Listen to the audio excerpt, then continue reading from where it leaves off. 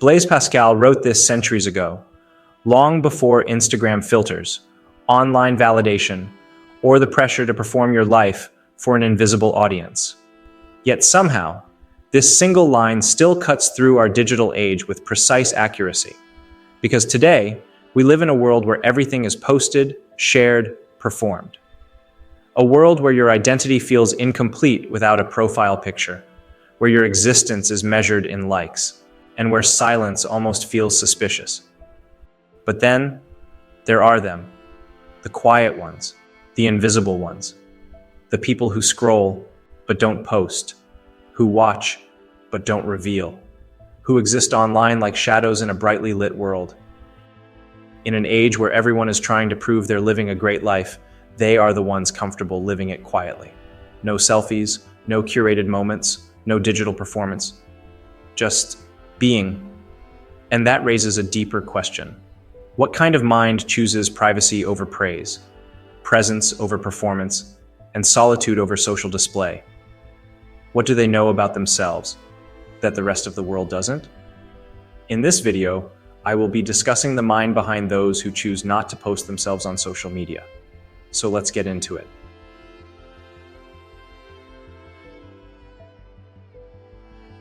In a world where everyone is busy proving they exist, the ones who stay unseen often feel the most powerful. They avoid posting online because they value one thing above everything else: autonomy. They don't want social media turning their life into a performance stage. Posting a picture often feels like giving up control, where every moment gets silently judged by likes, views, and comments. Their silence doesn't mean their life is empty. It simply means the meaningful parts of their life aren't meant for public display. Where autonomy exists, strong boundaries follow naturally. People who avoid posting often keep clear lines between their personal and public life. They might share moments with close friends privately, but they don't feel the need to make everything visible to strangers.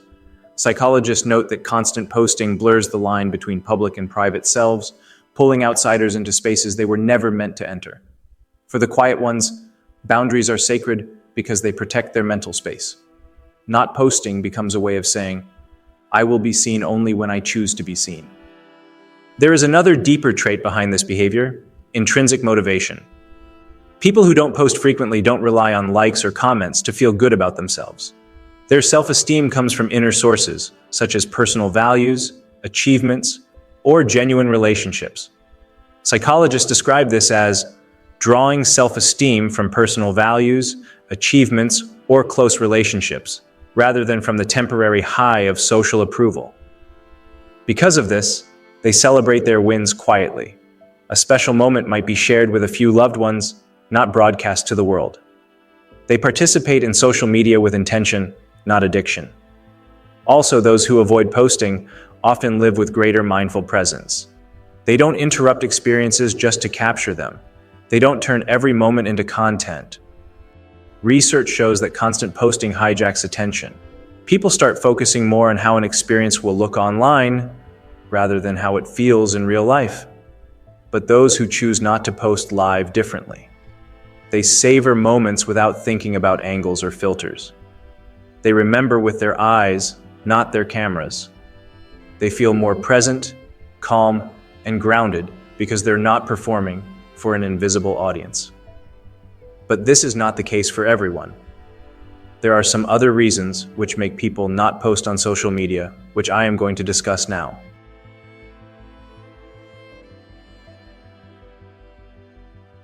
For many people, silence isn't a statement, it's protection. Protection from judgment, protection from the look, protection from comparison, protection from a world that watches too closely and comments too quickly. For some, the choice not to post pictures comes from a place of fear and anxiety. The idea of being looked at by an unpredictable audience can feel overwhelming. Social media turns every post into a small performance where anyone can judge, ignore, or criticize. Psychologists note that even people with mild social anxiety often feel as if they're being watched or judged the moment they consider posting. Platforms amplify this feeling because everything becomes more visible and more permanent than a simple, forgettable conversation.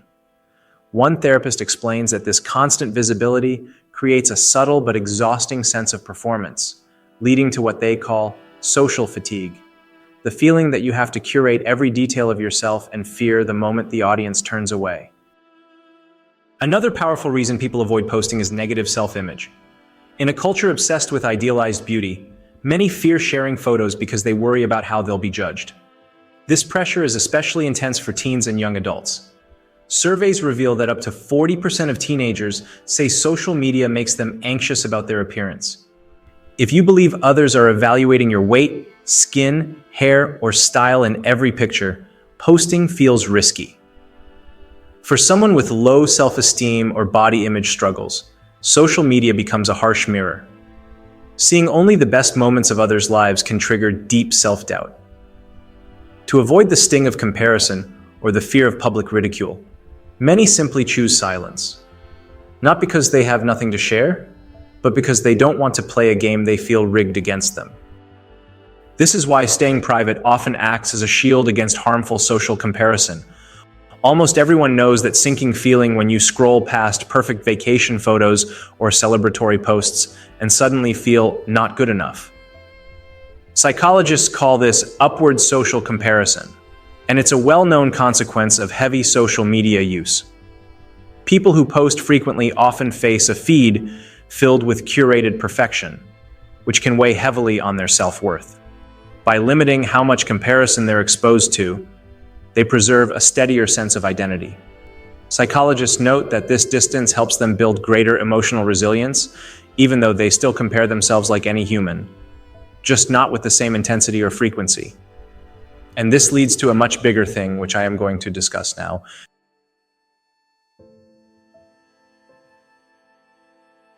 Some people don't stay silent online because they're afraid.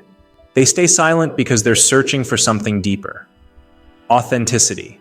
Meaning. A life that feels real, not performed. For these individuals, posting photos can feel like drifting away from what truly matters.